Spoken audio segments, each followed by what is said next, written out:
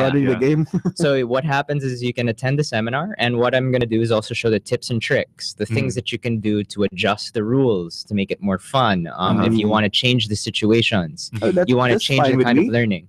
So that's what the 2000 gets you. Aside from getting your name in the board, getting a copy of the board, you get a seminar. Okay.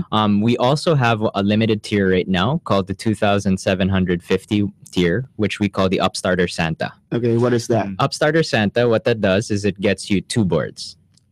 Wow. So at 2,750, you get 2 boards, 2 passes for a seminar. And what happens is that you get, and we only have a limited number of these. We have, I think, about 18 left. 18? Wow. Yeah, 18 left of those. And what happens... this is like... the one that is selling like hotcakes for you. Yeah, it's a limited reward, and what happens is especially because we're in the Burr months now. You know, we look at Christmas here in the Philippines. So if you want to buy one for yourself and one for a friend, then I do suggest the Upstarter Santa, which is 2,750. So if you look at that, you really do save, because imagine the first tier is 1,500. So you're saving on the retail price plus the pre-selling price, and you get the seminars. The last tier that we have is the 5,000 peso one. Okay, that is twice the previous one. So what do we get for 5,000? For me, this one is especially for those who are entrepreneurial. I think this is the best deal. The 5,000 peso one is what we call the Upstart Ambassador and Entrepreneur. What happens with the 5,000 pesos is you get 1 board, you get this access to the seminar, Okay. you get your name in the manual, and the last thing you get is 1 year rights to hold your own Upstart events, official Upstart events. So of course there'll be branding restrictions, etc., but you can hold and use the brand for 1 year. I may propose the 5,000 to Jci Makati to own that 1 year thing. Yeah. So because what can happen is you can charge people to play. And much like how Cashflow 101 is, people do that. And you can imagine how much the licensing fees are for Cashflow workshops. They're really, really expensive. Yeah. So I do think it's going to be a big... it is a big saving, especially if you're really interested in running workshops, you're interested in holding networking events, because that's what an Upstart game night is. You know, it's networking. You get to see how other people work, really. Yeah. Literally. Yeah, you literally get to see how they make decisions. You get to see how they manage their time and their business. And that could be one point of thinking, oh, do I really want to work with this person with the decisions they make? So it adds that added dimension. And, you know, our suggested number of players is 2 to 5. So imagine if you have 5 players, you charge them 500. That is the suggested, but we can go to 10. 10 if it's house rules and if you're a talented invisible hand, because it does take a lot of management. A lot of manipulation. Yeah. So what happens is imagine you have 5, you charge them 500 each. After 2 game nights, you've already earned back the 5,000 you donated. Okay. Oh. So I think that's one of the best deals you can get, and it really, in terms of after this year, I don't know how much the licensing rights are going to be. I can honestly say it's not going to be 5,000. You're probably going to pay a lot more to be able to hold and charge people to events. All right, so sign me up for the 5,000.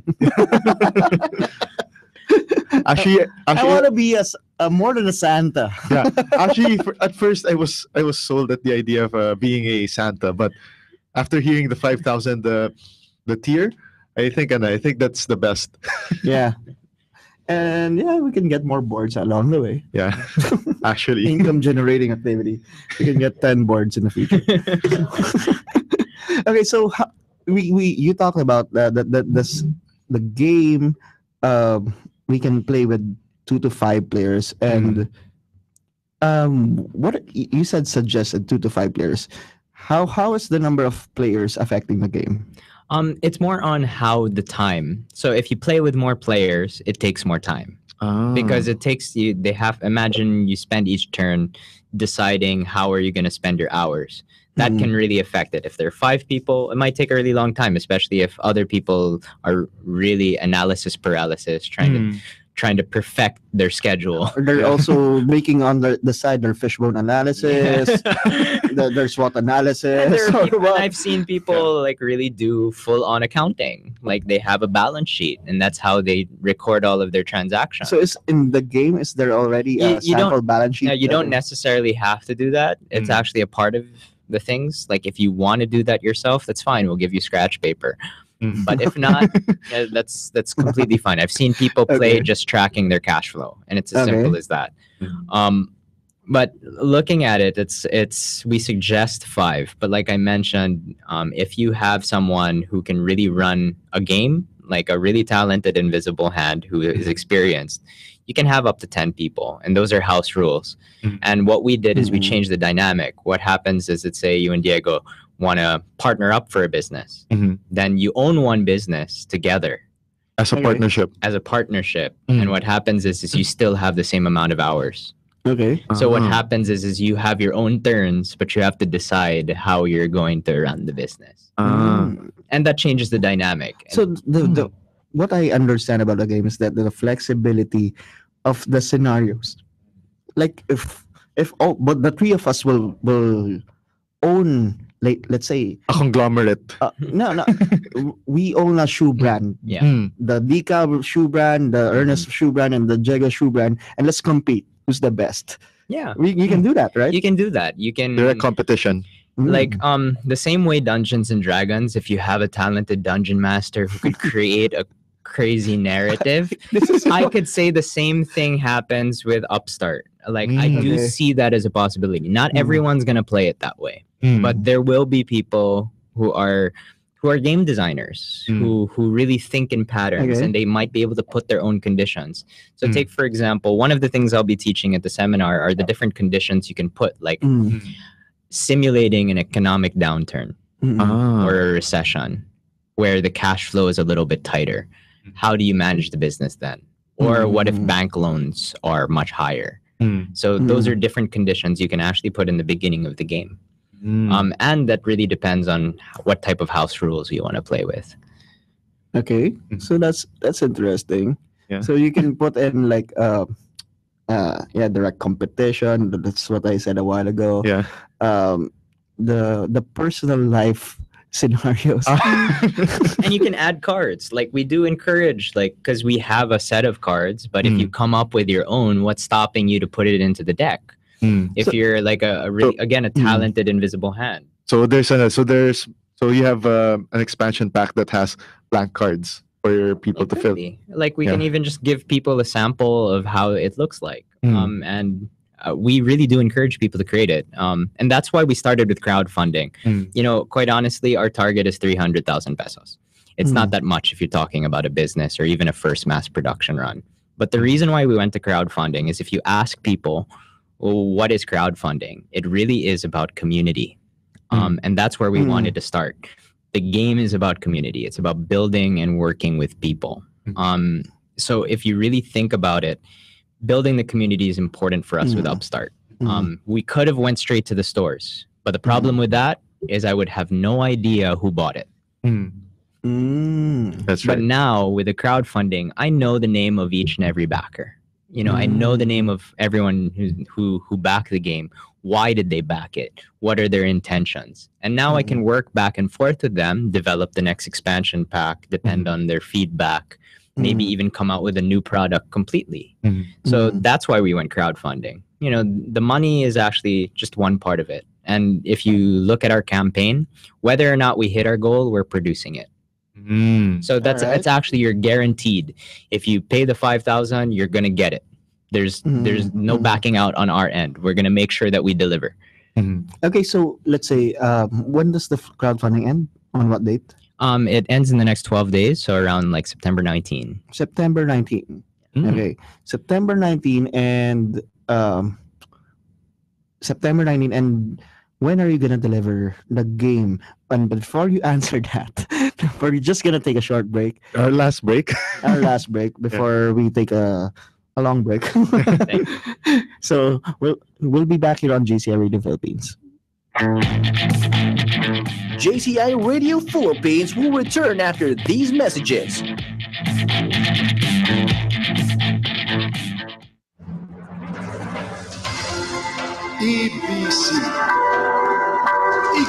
Broadcasting Corporation.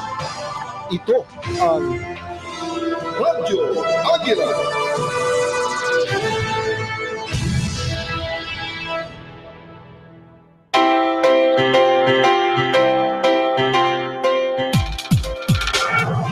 Ang kabataan ang pag-asa ng bayan. Pangarap ko makapagtapos. Pangarap ko maging engineer. Pangarap ko maging guro. Pangarap ko maging pulis. Ang edukasyon ay kailangan ng ating mga kabataan sapagkat ito ang kanilang magigisang datos sa buhay sa kanilang kinabukasan. Maaari nitong mabago ang kapalaran ng tao. Marami mang problema sa pag-aaral ng mga kabataan, dapat natin itong harapin sa ikabubuti ng buong bayan.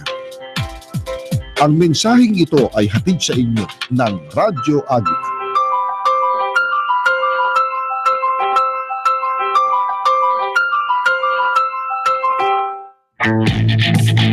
We're back on air with Ernest Hernandez on Jci Radio Philippines. And we are back here on JCI Radio Philippines, everything and anything about the Junior Chamber International. Yes, we are here. Jagger de La Paz and I are with our guest for tonight, Richard D. Caldecalos of Upstart. And again, the question a while ago is, what was the question a while ago? When were we going to deliver? Yeah, there you go. Yeah. So Thank you for saving me. Yeah. So the delivery is going to be estimated at 6 to 8 weeks. 6 to 8 weeks. So After- September 19, Mhm. we're gonna get the board game Around November. Around October, November. Yeah. October, November. Yeah. And Around you that know, time. the only thing is that if we don't meet the goal, it might be delayed by a few weeks because I have to source the money. Mhm. And that's just going to be a minor delay. So people can expect it before Christmas. So the latest would be around December. The very latest. Wow, I just in think. time for Christmas. Yeah. Awesome. Awesome. So we can start having the Upstart games already by December. Yeah. And we actually have game nights. People can check out our Facebook account. Just check it out. Yeah, Yeah. facebook.com/upstart the game. You visit there. We usually make announcements if we have public game nights. Okay. Wow.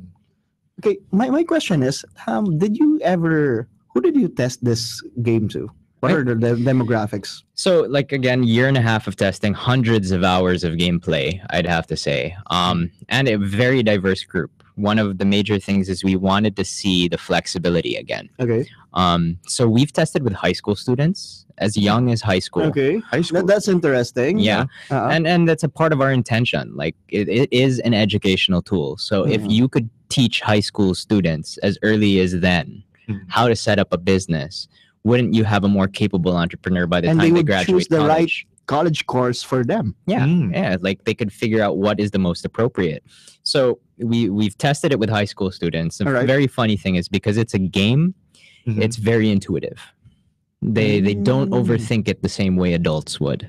Okay. Because So- adults will try to think of like, okay, what do I do? How am I going to strategize? Yeah.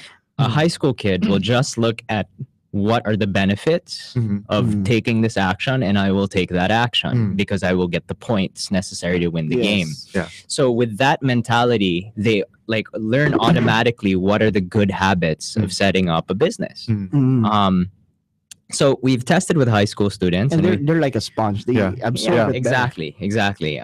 We've also tested with would-be entrepreneurs, Mhm. people who just want to start up their own business. Mhm. We've tested with people who've been running their own businesses for 3, 5, even 10 years. Mhm. Okay. And you know, they still learn something. Mhm. Because again, it depends on what your circumstance is. You notice the habits, and you could be in a different circumstance anytime in your life. Mhm. In the same way, when you play a game of cash flow, it's not always the same learning. Mhm. It's the same thing with Upstart. You learn something different every time you play. We've tested with employees, like people high up in the corporate ladder, and Mhm. again, they can learn something about setting up a business on the side. Mhm.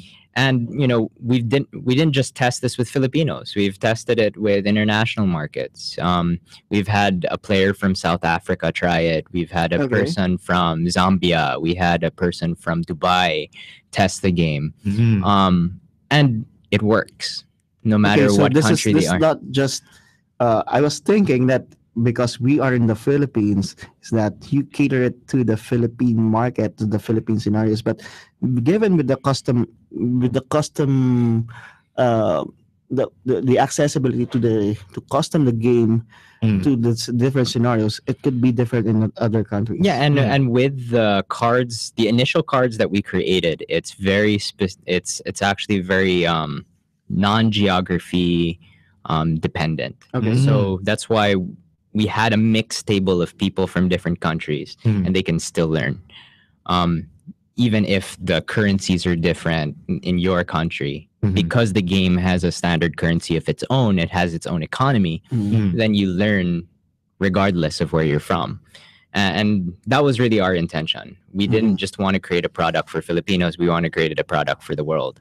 For everyone. Yeah, and because entrepreneurship is rising all over the world, you know.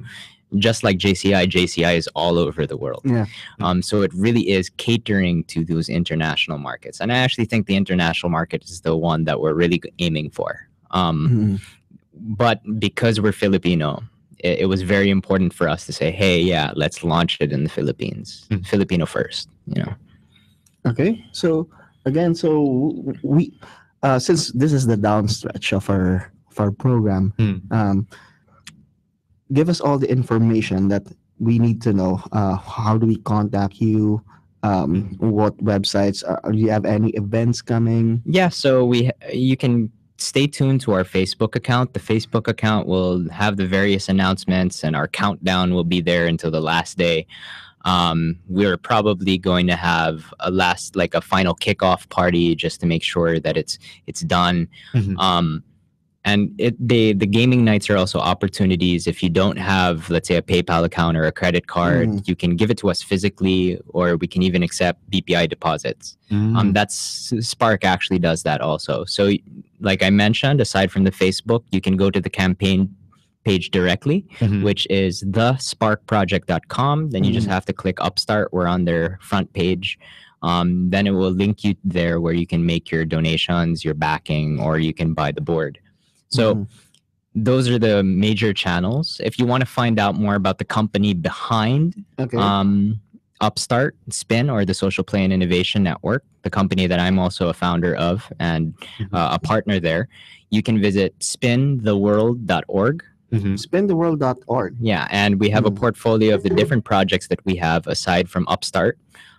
Like the Collaborative Carnival, which some of the JCI people are involved with. Aside from that, our other pilot projects and initiatives. So spintheworld.org has all of the information about the company that owns Upstart. Okay.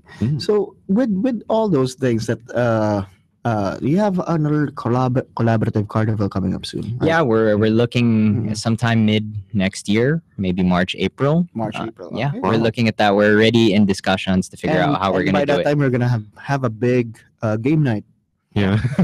Maybe even have a workshop there during the session. Like I want to spend more time in the workshops. Last time I spent more time on stage hosting, so I'd rather be in the workshops. Anyway, let me know if you need a host. Yeah.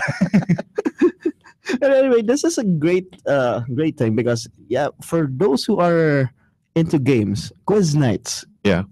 People are celebrating quiz nights almost every week. Every week and everywhere. And just like that, sometimes when it comes to a point in life that you shift your reading to Something more serious. something more serious like comic books. I still read comic books, by the way. But I'm starting up some business books again, just because I'm starting businesses left and right. But this is one thing that I would love to get into, and list me up on this one. And again, thank you very much for appearing here on Jci Radio Philippines. Yeah, thank you for having me.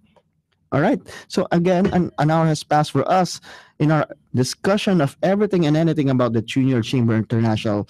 This has been your host, Ernest Hernandez. And this has been Diego De La Paz signing off for now. Tune in again next week for another dose of awesomeness here on JCI Radio Philippines, where we feature a taste of what JCI is all about. Don't change your frequency because Sports on Air is coming right up.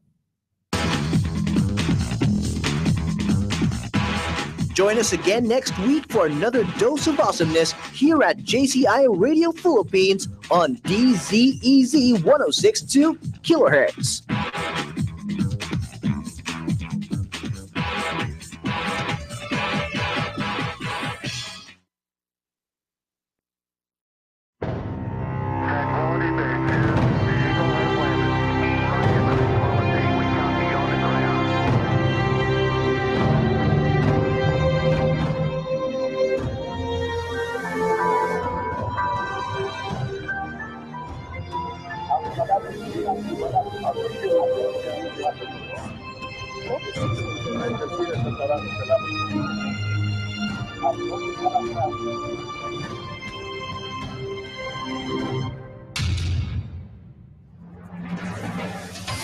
Years of excellence in broadcast communication. EBC, Eagle Broadcasting Corporation. Ito ang Radyo Ardila. DZEC 1062 sa Magaman, WIN 1080 sa Northern DZEL 1260 sa Southern Tagalog, DXED 1224 sa Southern Mindanao. Ito ang Radyo Ardila. Isang tunog, buong bansa.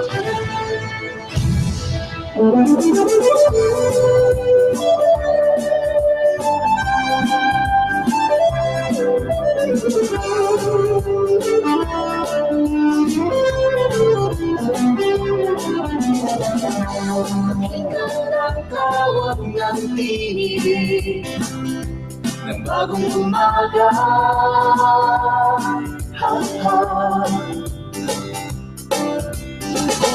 Kakampi mong tunay, maaasahan, di ka iiwanan. Oh yeah. Sa bawat tulos, katuwang na lubos, may tulong na di ako ubos. Tunog na bago, pinagkatiwa. Isang tunog, buong bansa.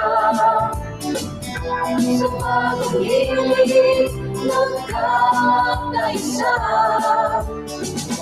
kasama mo sa biyahe ng buhay. Mundong ito'y binibigyan ng kulay, bagong pag-asa. Isang tunog, buong bansa.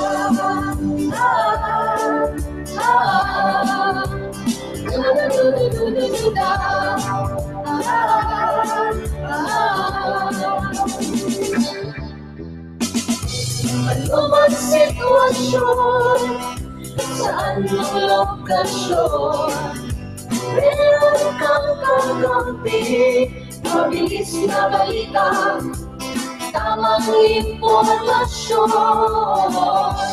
Nangungunya palagi, may diwang tapat, ayunang sapat, sa tiwala mo ay maingat.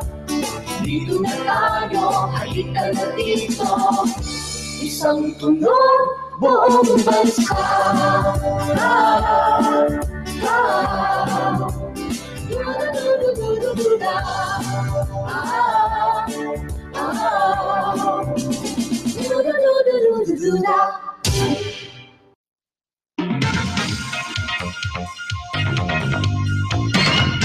Inihahandog ng DZEC 1062, ang kasangga ng Philippine Sports Commission at ng Philippine Olympic Committee.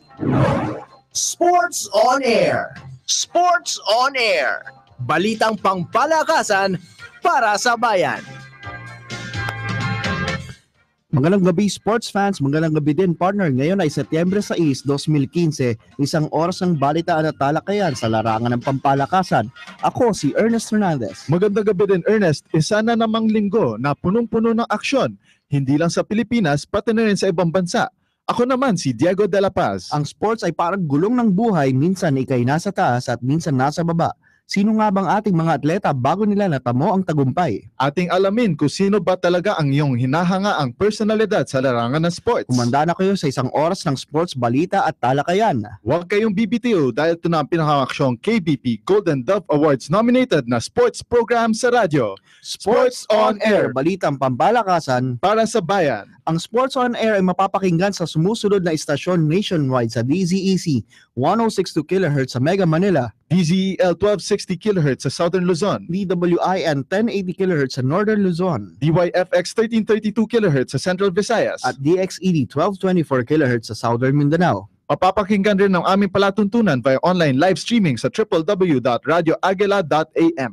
May live streaming din sa YouTube ang Radyo Agila. Hanapin lamang ang Radyo Agila Live sa search bar at panoorin ang inyong paboritong programa sa Radyo Agila Live and on demand.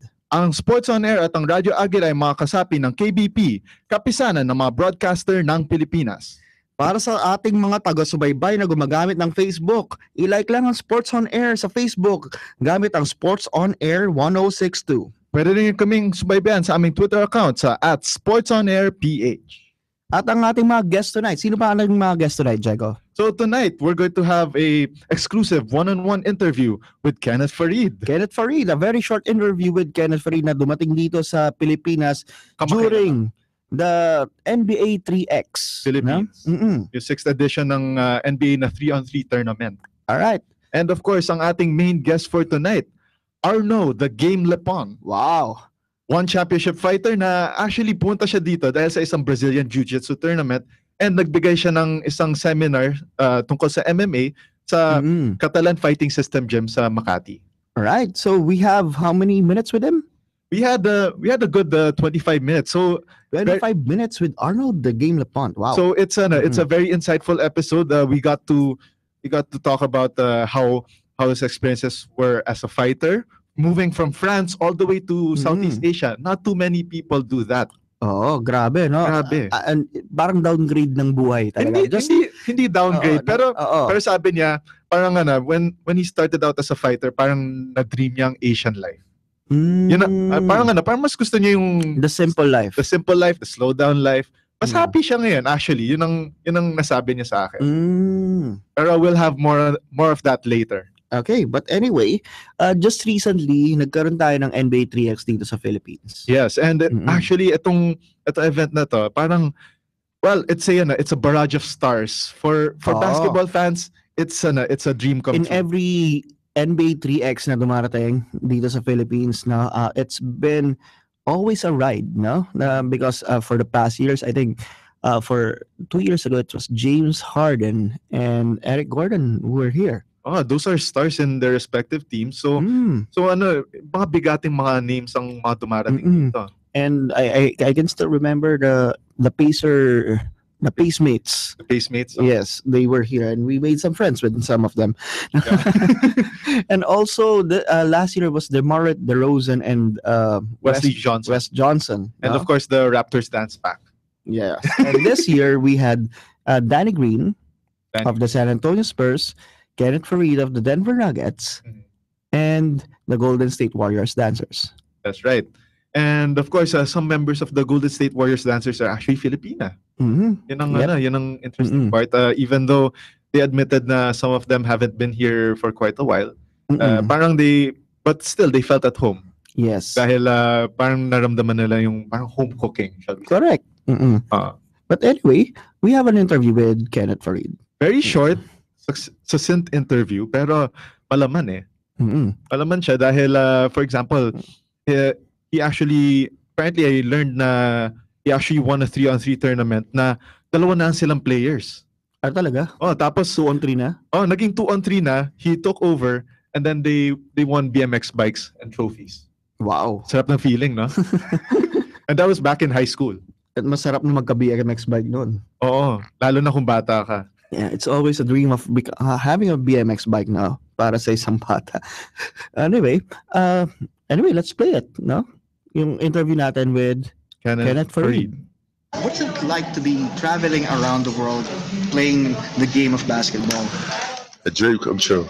100% dream come true. You know, as a kid from North New Jersey, you you dream of things like this, and you to live out my dream and experience all this stuff is amazing for me.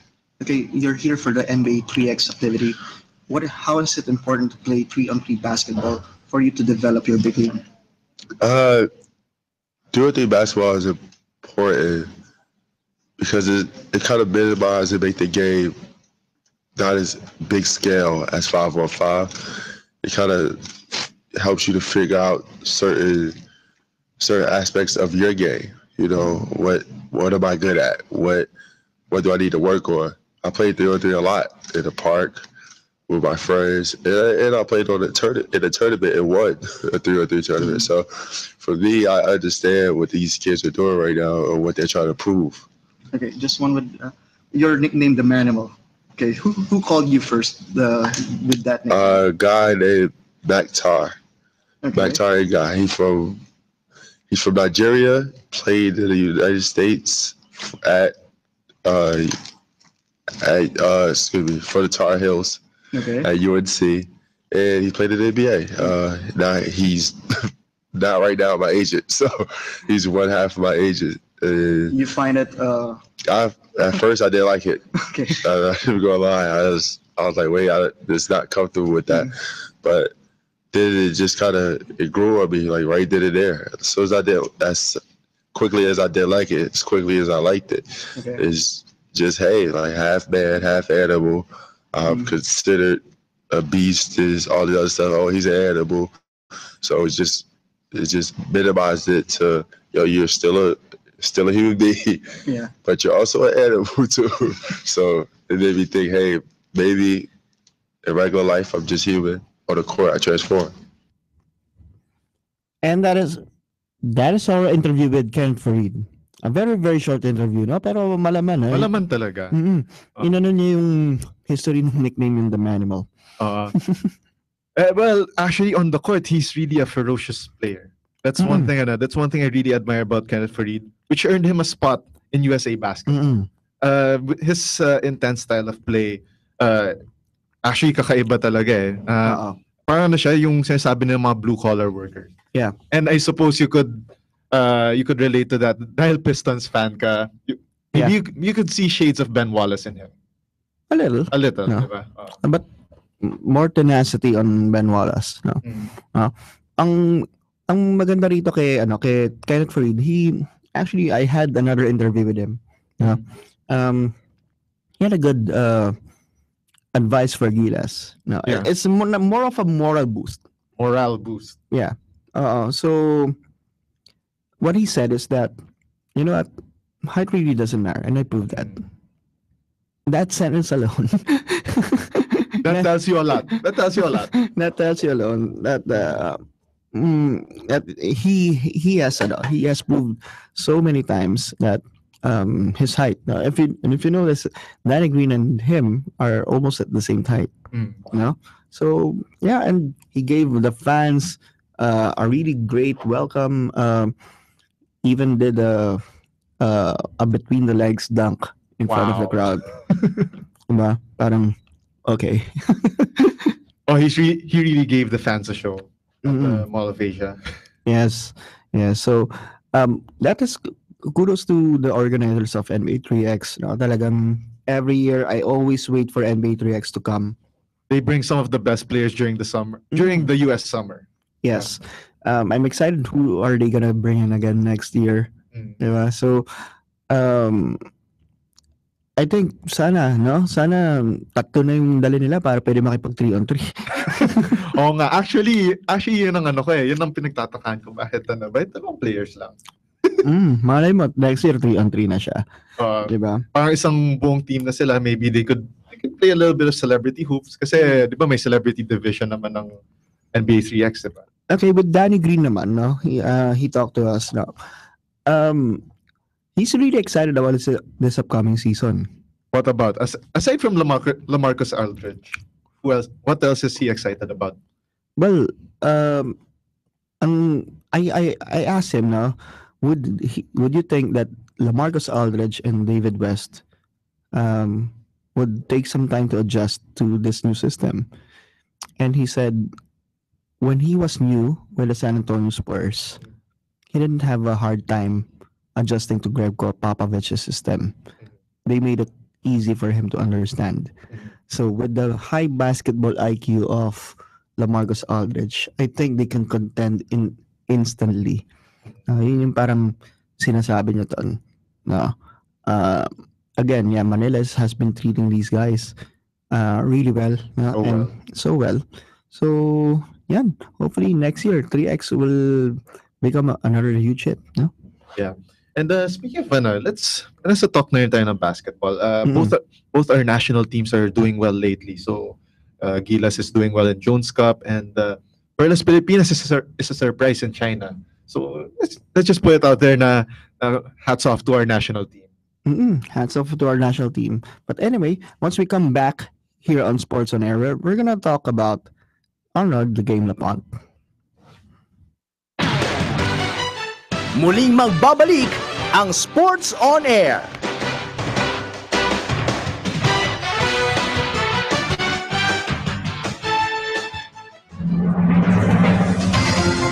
EBC Eagle Broadcasting Corporation. Ito ang Radyo Agila.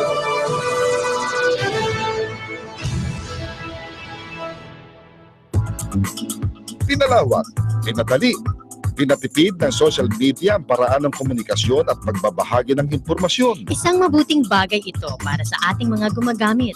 Subalit, gaya ng kasabihan, ang lahat ng sobra ay masama. Ang social media ay may kaakibat na responsable at maingat na paggamit upang hindi mapinsala at huwag makapaminsala.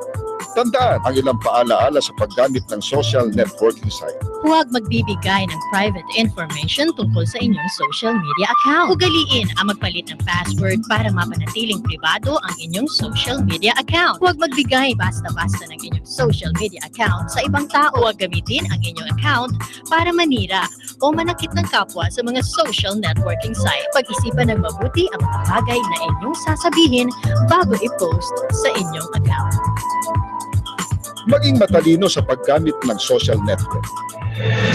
Isang paalaala mula sa Radyo Agila. Nagbabalik ang Sports on Air. Nagbabalik tayo dito sa Sports on Air, balitang pampalakasan para sa bayan.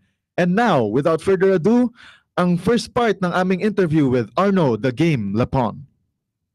Good evening, Arno. Good evening, my friend. Thank you for welcoming me on your radio. It's awesome. I believe you've been here for around 24 hours now. So how's Manila treating you so far? I love Manila. Manila is such an amazing country, and I think the most important is the people in the country. The people are so welcoming. They are very, I would say, warm-hearted. They are like. I'm very impressed by the Vietnamese, by the Filipino culture. But I have a couple of Filipino friends, so I'm less surprised than expected. But I'm a very close friend with Eric Kelly, with Mark Streiger. So yeah, like being here is such a blessing. The weather is amazing. The people are very friendly. Thanks to Catalan fighting system Philippines, the gym that welcoming me for the next couple of days. They tour me around, they show me the city, and especially Coach Rosel. That make me super happy to be here. I do love Philippines. I do love Manila. I do love Makati. That's awesome. Yeah, I believe this isn't your first time here in the Philippines? No, it's not my first time. I came to Philippines many times. First, I came here because of Eric Kelly. He was fighting in 1FC 5, maybe. I have a short time memory, but yeah. First, I was cornering Eric Kelly. And then I came back many times to corner other fighters, to corner Sylvain Potard, every time I come here, it's such a blessing. I really do love the city. There is it's a very special country, Philippines, and it's always make me very happy to come here. I believe you've seen the fight scene around here. So what's your impression on the Philippine fight scene? Yeah, the Philippine fight scene is amazing. I think it's cultural. I mean, like some country like Philippines and Thailand they've got natural born fighters, and you have some legendary fighter like Manny Pacquiao. So I mean, like. You know as soon as you step in Philippines that it's a country of fighters, like for me being here, it's very important because I'm stepping back in the 1FC cage very soon. I'm competing in Jiu-Jitsu. I love competing in Jiu-Jitsu. I won the absolute title at the Pan Asian a couple of months ago in Manila. Being here, you feel there is a different vibe in the gyms. When you are like right now we are together. If it's recorded interview, we are in Catalan gym, and you see it's a fighter gym. Like it's totally. I mean, like you can make fitness. That's one point. That's exactly what I'm doing in Vietnam at the moment. But this gym, you understand, it's to build fighter. It's not to lose. I mean, like you can lose weight, but here they have this ideology of building some good guys, some good fighters. So it's like regaining the eye of the tiger. For me, it's really important to be here because there is a different vibes. So I'm super happy to be here. Yeah, I believe that you really like what you're seeing right here. And anyway, going to your fight career, you have an 11-4 one lost card, and one of the top fighters you faced was Shinya Aoki. Yeah, well, sure. You said that you idolized the guy, and the funny part is that you had this magazine before you went into that fight that says "Beating Aoki for Dummies." Can you please tell us a little bit about what brought you to get that magazine in hand? Fight Shinya. I start fighting watching Shinya's fight in Japan, listening to Lenny Hort. When I had the opportunity to fight Shinya, first things first, I don't think I did a great fight. I did one of my worst fights because I never get through the image of Shinya. I was my own spectator. I was watching the fight, and I did a very terrible performance. But still, I did it. And if I would fight Shinya again, I'm pretty sure I would not do the same. But Shinya is just one fighter in millions of fighters. People don't realize how strong he is, how scary he is in the cage. I do like the guy. I do like the guy, but I'm not sure I idolize him anymore. The book came from an idea when I was in Thailand. I mean, like, I like to pump up the fight. I like to promote the fight. I think if you are a good fighter, you have to sell the tickets also. You have to make people want to see the fight. And it was a tough fight because it was like, I don't know what was the odds, but I think it was 16-1 or something like that. People know that I would get into a beating. So I had to make people talk of the fight. So yeah, we were one night. I was with John Nat, the owner of Fume Thai Dojo in Thailand, a long time ago, and we were joking, saying, we should have a book to beat Shinya, how to beat Shinya, because this guy is such a difficult fighter to fight. And I was like, you know what? I think I will, at the face-off, I will pull the book, and it was gonna be like beating Aoki for dummy. And everybody laughed at the table, and I think they were like, you don't have the balls to do that. And I was like, come on, let's make that happen. So I talked with a couple of my designers, and they make the book, and we make the book, and it was a big buzz. And I mean, like, only stupid people don't understand that it was to pump up the fight. I was not disrespecting Shinya at all. It was like to make people talk. yeah, it was funny. So yeah, and at the same time, it makes me open my eyes about people who like me or don't like me. Like people who like me, they just like even after the beating, they just love that moment, and everybody talk about that. Yeah. And it's like, wow, my God. And those who don't like me, they just like bully me, saying that I should have never called him and anything happened for a reason. But I'm still very happy of that moment of my life. It was a great experience. At that time, my relation with the 1FC was really good. That was a fight of a lifetime. It was like George St. Pierre, Matthews. So I don't know what the future is made of, but if tomorrow they call me and they say like, let's make the fight again, I will definitely go for it. I would love to fight Chini again. All right. Speaking of French fighters, you mentioned some French fighters like Georges St. Pierre. Are there any other fighters that you molded your game around? More molded? You mean like that? That you idolize? Oh, not very much. I like some fighter with lot of art. You know, like I love. There is some fighters they can go through a beating and still move forward. I don't know. I like. I think I love Beji Pen for the fighter attitude. I mean, like that's a guy he can take a beating and keep moving forward. I love on the boxing scene. I love Manny Pacquiao. I think it shows a lot of class in the scene. He never talk trash. He's a very respectful guy. He think of other people before thinking of his own happiness. I mean, like that's someone I really do respect. No, I had some. I had my two former trainer was Mathieu Nicourt in France. He was EFC champion. My BJJ instructor is Gaël Koadik, black belt under Mauricio Robet. So yeah, I still idolize my coach, and I have still a lot of respect for them forever. But idolize is a big word. I mean, like when you are young and you start your career, yes, you like that. You have a lot of people you idolize, but after years and years and years in the business, and me it makes like 14 years already. 14 years. Like I passed the curtain. I mean, like most of the people I was idolizing now are, I mean, like that's close friend or I know them.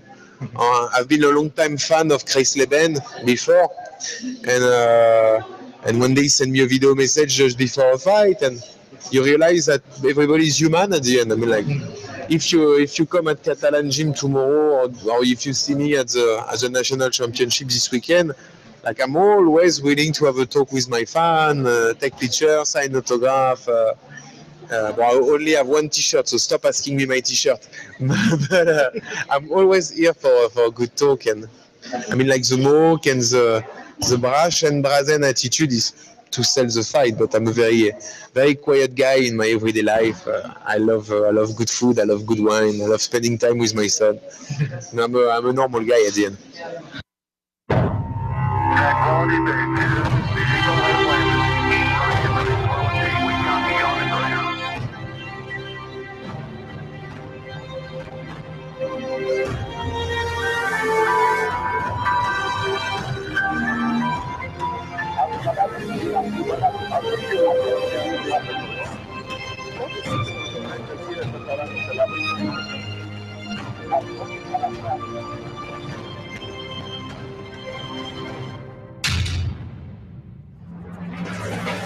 Forty-seven years of excellence in broadcast communication.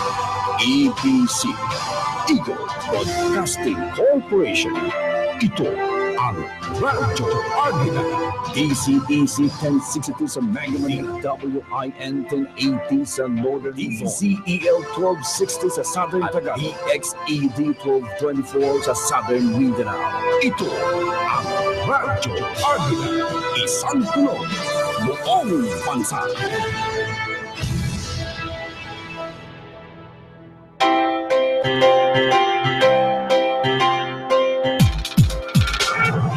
Ang kabataan ang pag-asa ng bayan. Pangarap ko makapagtapos. Pangarap ko maging engineer. Pangarap ko maging guro. Pangarap ko maging pulis. Ang edukasyon ay kailangan ng ating mga kabataan sapagkat ito ang kanilang magigisang datos sa buhay sa kanilang kinabukasan. Maaari nitong mabago ang kapalaran ng tao. Marami mang problema sa pag-aaral ng mga kabataan, dapat natin itong harapin sa ikabubuti ng buong bayan. Ang mensaheng ito ay hatid sa inyo ng Radyo Agit.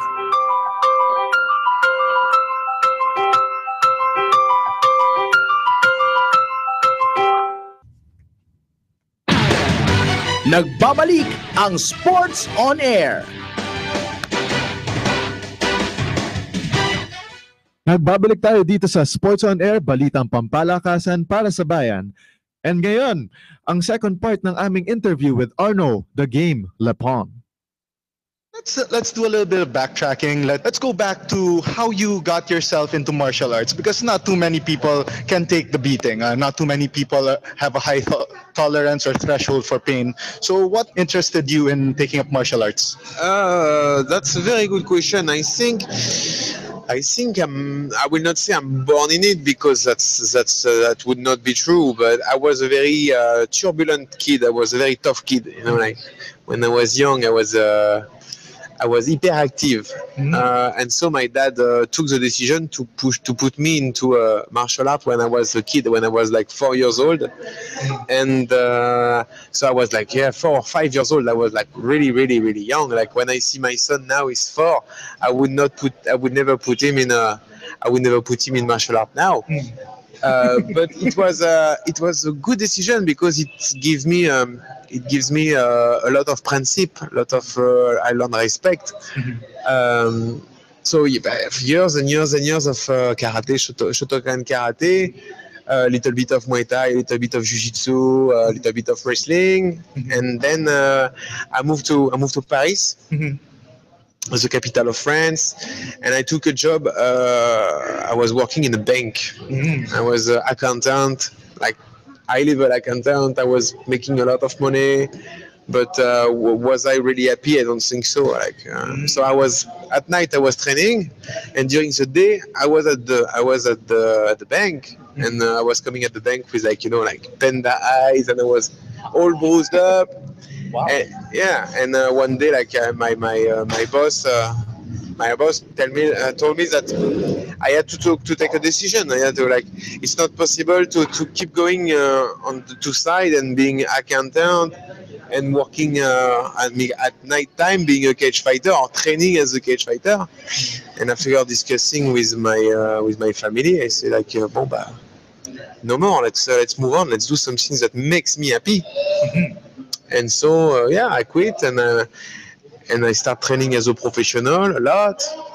And when I start to have some good result, I decide to move to Asia, because I'm a big. I always been a dreamer of the Asian life. I mean, some people dream about America, some people dream about me. Since I'm a young boy, and maybe because of the martial art I had. Of years of martial art as a karate, I was dreaming of Asia, so I make a lot of back and forth with Asia, and one day I decided to quit everything and move to Vietnam. And from Vietnam I moved to Thailand for a couple of years, and to Malaysia for a couple of years, and back to Vietnam now. And life is amazing. I mean, it's never always very easy. Being a fighter or pro fighter, it's a very difficult life. People think that everybody makes a lot of money, which is not true. Only a few guys are lucky enough to make a lot of money. I just make enough to supply my family, but at the end, I prefer to have just enough and being very happy of my life at the moment than being rich and not being complete, you know. So, thanks God, I have the life I was dreaming of. Wow, I would love to be paid $50,000 for a fight, which is not. But I'm still very happy of what I have at the moment. I think God is good with me, and I don't need to ask him much more than what I have right now. It's enough. So I prefer to ask for others. But did you ever imagine that moving away from France, that you would find yourself in Asia, when you were still starting out as a pro fighter? No, not 1 second. Not 1 second. If I tell you, maybe you in 10 years, you will be living in Las Vegas and being a famous journalist for a TV channel, you will say, no way. When 10 years ago, or more than 10 years, like for 14 years ago, 15 years ago, 14 years ago, I was in my small apartment in the north part of France watching Pride FC tapes. And listening to the voice of Lineart, the famous voice of 1FC, which she has a very recognizable voice. And I was saying myself, oh my God, she was calling Vanderlei Silva at that time, and I was like, how amazing it must be when she called your name outside of the locker room, and you walk to the cage, and oh my God, if it happened once in my life, it would be like, and yeah. And 14 years later, 15 years later, I have Leniart calling my name, and many times I told her, because now we are close friends. And for our birthday, I even make a video with many other pro fighters to celebrate her birthday. And I was telling her this story that 15 years ago, I was listening to watching this tape, and I was dreaming of that, and she was my dream. And now, having her husband asking me to make a video for her birthday, it was crazy. So, yeah, I was not expecting to have the life I have now.